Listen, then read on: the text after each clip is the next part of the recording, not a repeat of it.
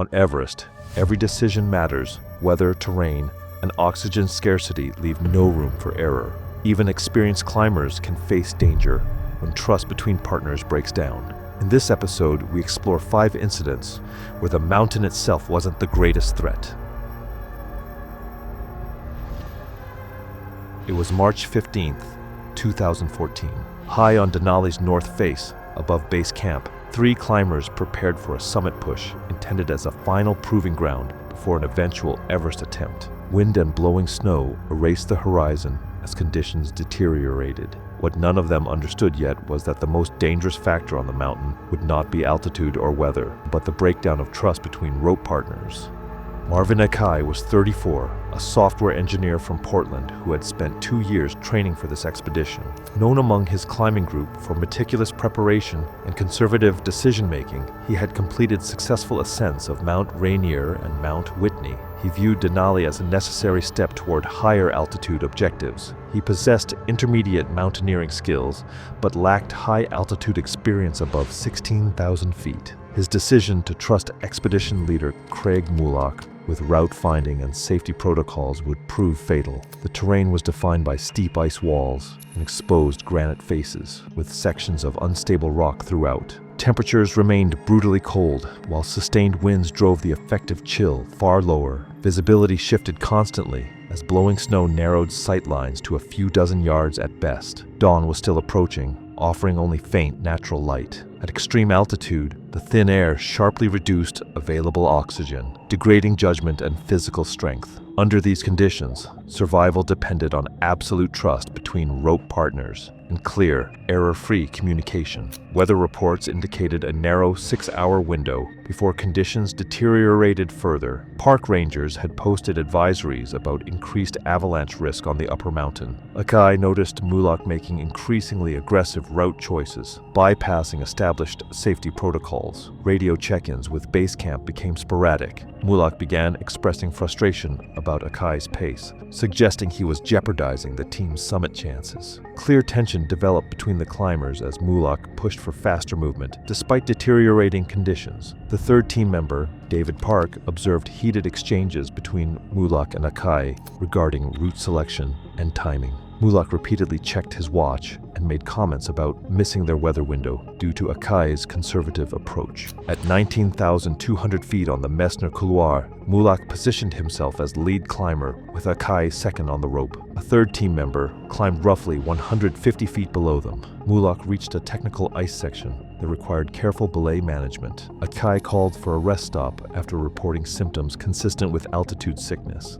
Mulloch responded by cutting Akai's safety rope with his ice axe. During what appeared to be routine rope handling, Akai immediately fell approximately 40 feet onto a rock ledge, sustaining compound fractures to both legs and severe head trauma. The climber below witnessed the rope separation, but could not determine whether it was intentional. Mulloch descended to Akai's position and removed his emergency locator beacon and radio. Akai remained conscious for an estimated 15 minutes, unable to move due to spinal injuries. Mulloch later told the lower climber that Akai had fallen because of equipment failure. An attempt to contact the base camp was made, but failed due to weather interference. Mulloch claimed his own radio had been damaged during the incident. The team waited several hours for conditions to improve before communication could be established. Rescue personnel required additional hours to reach the site because of persistent poor visibility and highly technical terrain. Akai's body was recovered later that day. An official post-mortem examination determined the cause of death to be massive head trauma, with hypothermia and blood loss from compound fractures listed as contributing factors. Investigators documented clean-cut marks on the climbing rope that were inconsistent with normal wear or rock abrasion.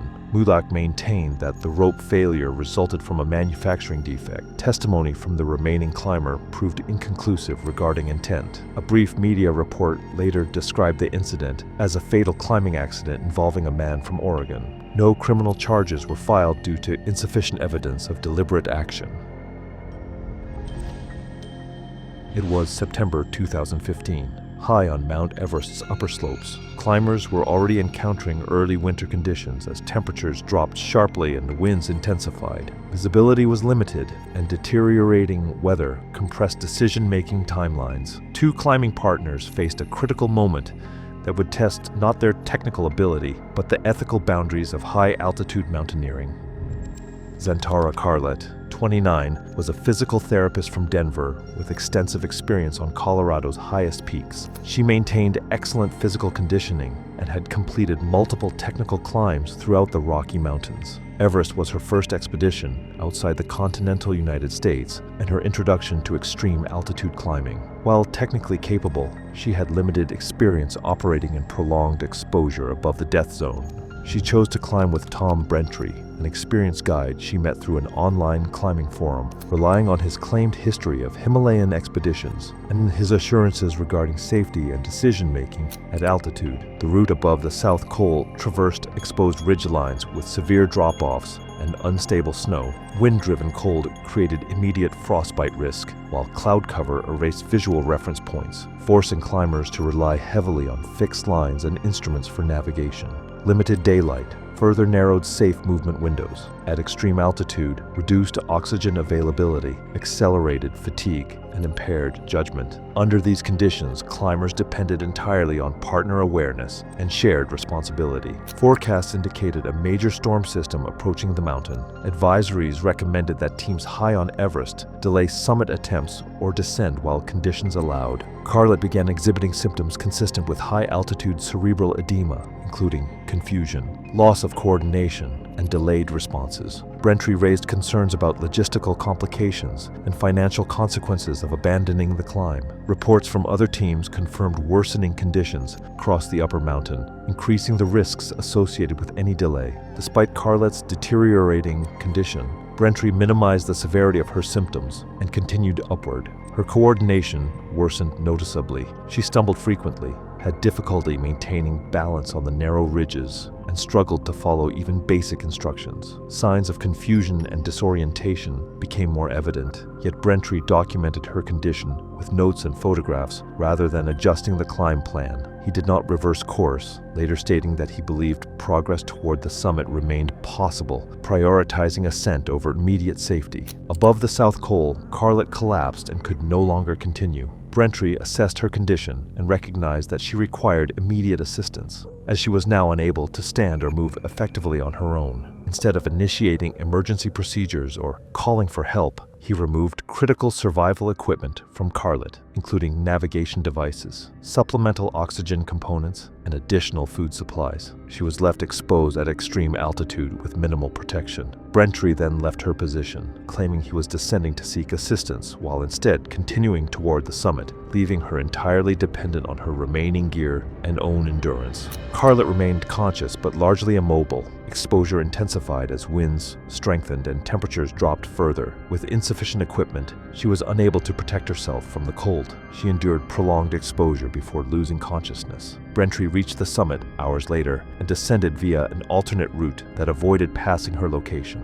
When Carlet failed to make scheduled contact, search efforts were initiated. Brentry reported that she had chosen to descend independently due to illness. Search teams later located Carlet using emergency signals. She was found unconscious, suffering from severe hypothermia and frostbite, and was evacuated. Carlet survived following treatment for cerebral edema and cold-related injuries. Medical findings confirmed prolonged exposure without adequate protection. Investigation determined that essential survival equipment had been removed, leaving her unable to protect herself. The incident received limited coverage in mountaineering circles as a rescue involving a climber on Everest. Brentry faced no criminal charges but was barred from future guiding activity. Carlet's survival later provided critical testimony about abandonment practices on Everest, highlighting how summit fixation and personal ambition can override fundamental safety obligations in the death zone.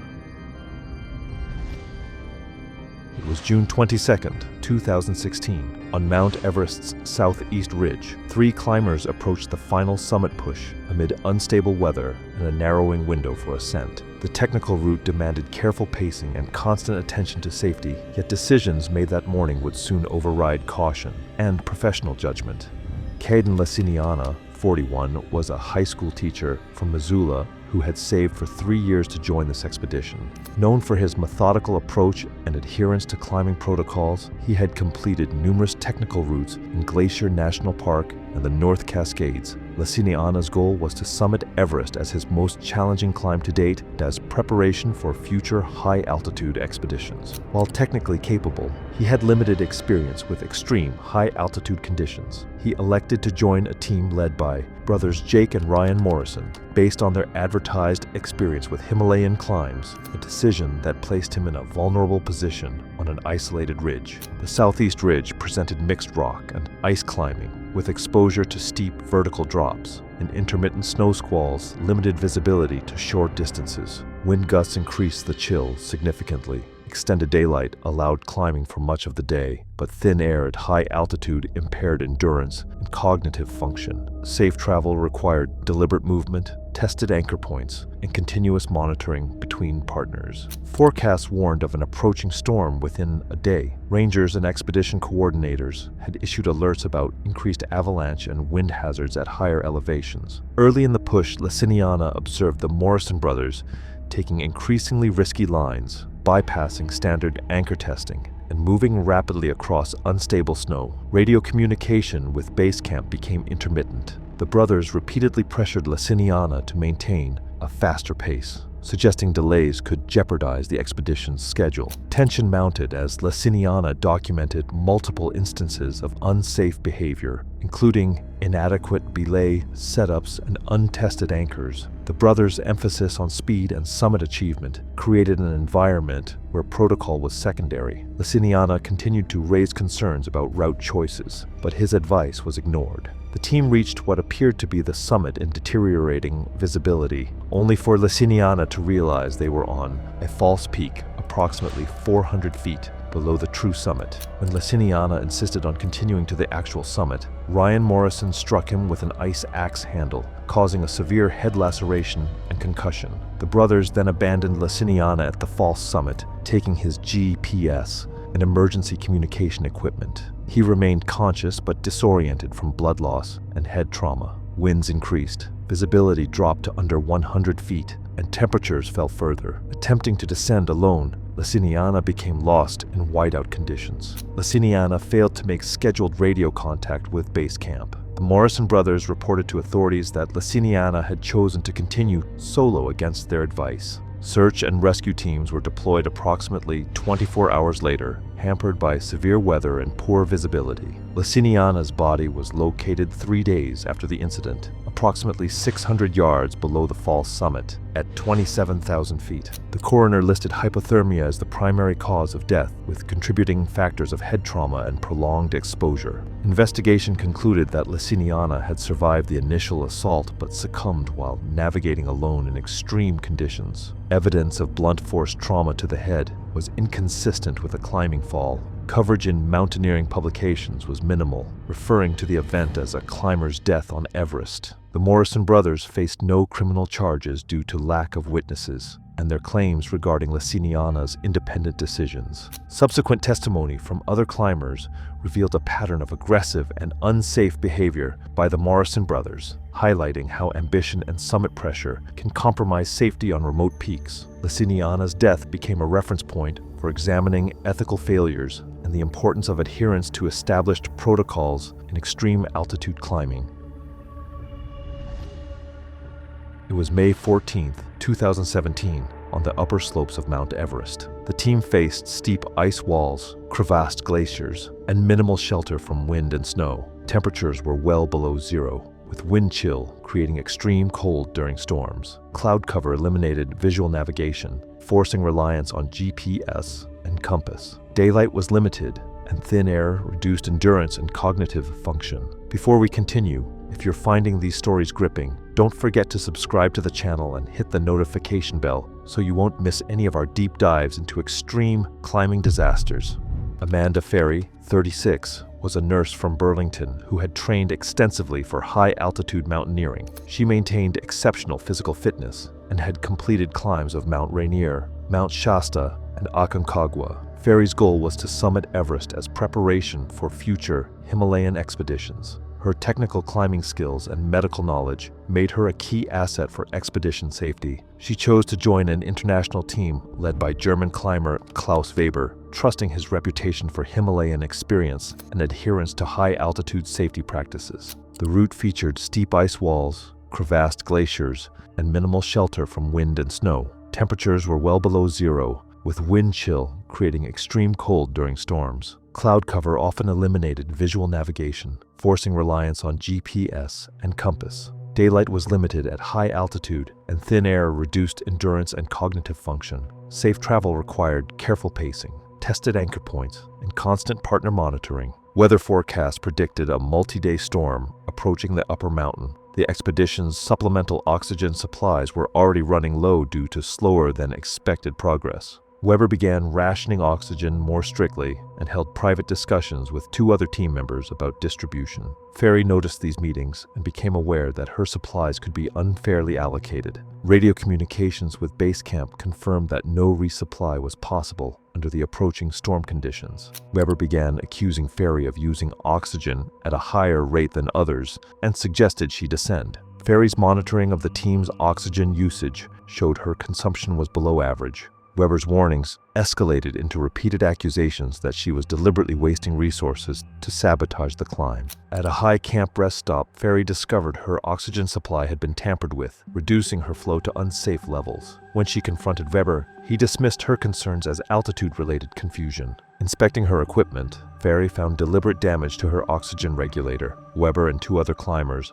then physically restrained Ferry and removed her remaining oxygen, claiming it was needed for the climbers considered stronger. Left without supplemental oxygen in the death zone, Ferry experienced severe hypoxia symptoms, including confusion, loss of coordination, and difficulty breathing. Weber's team continued toward the summit, leaving Ferry at camp with minimal shelter. She remained conscious for several hours before hypoxia-induced unconsciousness set in. Base camp attempted to contact Ferry, receiving no response. Weber reported she had descended independently due to altitude sickness. Weather prevented immediate rescue, delaying assistance for nearly 2 days. Ferry's body was recovered more than 2 days after the incident. The coroner determined the cause of death as hypoxia and hypothermia, with contributing factors including equipment sabotage. Investigators confirmed that her oxygen equipment had been deliberately damaged and her supplies redistributed to other climbers. Weber maintained that she had damaged her own gear due to altitude-related confusion. The incident received brief coverage in mountaineering publications, reporting the death of an American climber on an Everest expedition. Jurisdictional and evidentiary issues prevented criminal prosecution, though Weber was banned from future Himalayan expedition permits. Ferry's death highlighted the extreme vulnerability of climbers to equipment tampering in remote, high-altitude environments. It also reinforced the importance of monitoring resource allocation, ethical decision-making, and safety protocols on Everest, where trust and teamwork can mean the difference between life and death. It was August 3rd, 2018. On Mount Everest, 2 climbers faced extreme technical challenges on the Upper East Ridge. Unpredictable weather, unstable terrain, and limited rescue access created a situation where equipment failures and human decisions would determine survival.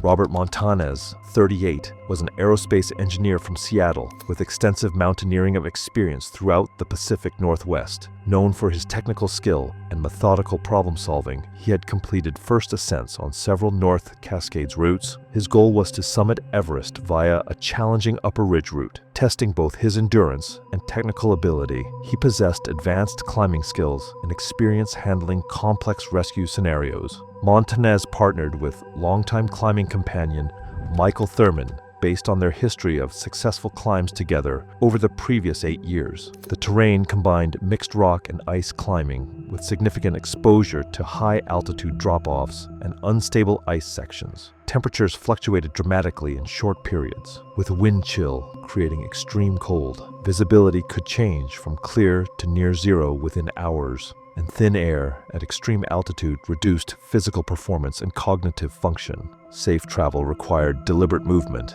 continuous testing of anchor points, and constant communication between partners. Weather forecasts indicated rapidly changing conditions with the potential for severe storms approaching the upper mountain within hours. Montanez began experiencing equipment malfunctions, including failures with his radio and GPS devices due to extreme cold. Thurman grew increasingly frustrated with the technical challenges and pressured Montanez to prioritize speed over standard safety protocols. Communication attempts with base camp became intermittent because Montanez's radio was unreliable. Thurman began suggesting that they split up and climb independently to move more efficiently, despite the increased hazards of solo travel at extreme altitude. Disagreement escalated. Montanez insisted on maintaining rope team protocols, while Thurman argued for independent movement to maximize summit chances. Thurman became agitated, questioning Montanez's judgment and commitment as weather and time pressures increased. On a technical ice pitch higher on the ridge, Montanez's radio completely failed during a critical weather update from base camp. Thurman possessed the only functioning communication device, but withheld accurate weather information, claiming conditions would remain stable. Montanez requested access to the radio but was denied. Thurman deliberately misled him, stating that conditions would remain safe for the next day, while forecasts indicated severe storms were imminent. Trusting the information, Montanez continued into exposed terrain.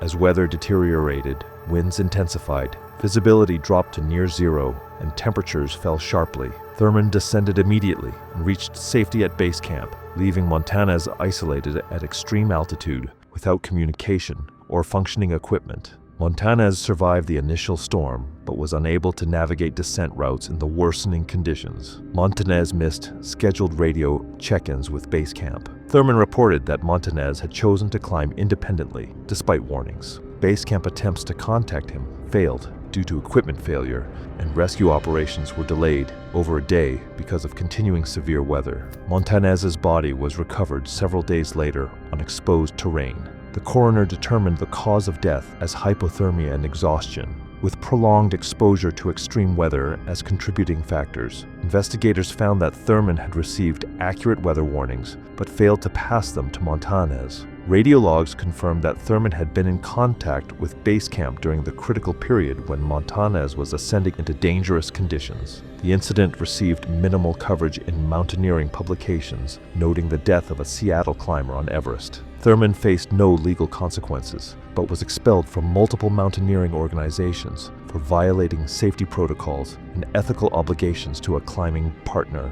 Thanks for watching. If you like these stories, click here